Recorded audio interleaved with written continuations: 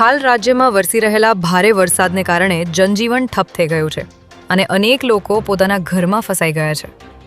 ત્યારે આવી કપરી પરિસ્થિતિમાં સરખેજ પોલીસની માનવીય અને સરાહનીય કામગીરી સામે આવી છે, જેમાં સરખેજ પોલીસ સ્ટેશનના પોલીસ ઇન્સ્પેક્ટર એલ ચાવડા તથા તેઓના પોલીસ સ્ટાફે ઘૂંટણસમાં પાણીમાં ગ્રાઉન્ડ ઝીરો પર હાજર રહીને નાગરિકોની સુરક્ષા સુનિશ્ચિત કરી જરૂરિયાતમંદ લોકોને મદદ કરી હતી, તેમજ ટ્રાફિક નિયમન કરીને પોતાનો પૂરતો સહયોગ આપ્યો હતો।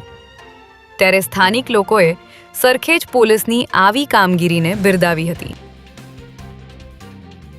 અમદાવાદ શહેરમાં રેકોર્ડ બ્રેક વરસાદ બાદ અનેક વિસ્તારોમાં પાણી ભરાયેલા રહેતા જનજીવન અસ્તવ્યસ્ત બની ગયું છે। ત્યારે મુખ્યમંત્રી ભૂપેન્દ્ર પટેલે દક્ષિણ પશ્ચિમ ઝોન કચેરી ખાતે કમિશનર સહિતના અધિકારીઓ સાથે એક ઇમરજન્સી ઉચ્ચ સ્તરીય બેઠક યોજી હતી, જેમાં વરસાદી પાણીના નિકાલમાં થઈ રહેલા વિલંબને લઈને મુખ્યમંત્રીએ ભારે નારાજગી વ્યક્ત કરી હતી અને જવાબદાર અધિકારીઓનો સખત ઉધડો લીધો હતો।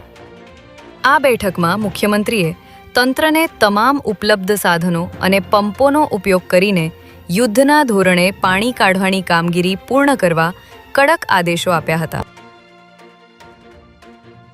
ખેડા જિલ્લામાં સતત વરસી રહેલા ભારે વરસાદ વચ્ચે માતર નજીક એક ભયંકર અકસ્માતની ઘટના સામે આવી છે, જેમાં અમદાવાદના લોકોની કાર મોતીપુરા ગામ નજીકથી પસાર થઈ રહી હતી ત્યારે ભારે વરસાદને કારણે ગરનાળામાં પાણીનો પ્રવાહ ખૂબ જ તેજ હોવાથી કાર ગરનાળામાં ખાબક્યા બાદ પલટી મારી પાણીના જોરદાર વહેણમાં તણાઈ ગઈ હતી, જેના કારણે અંદર બેઠેલા લોકો કારમાં જ ફસાઈ ગયા હતા।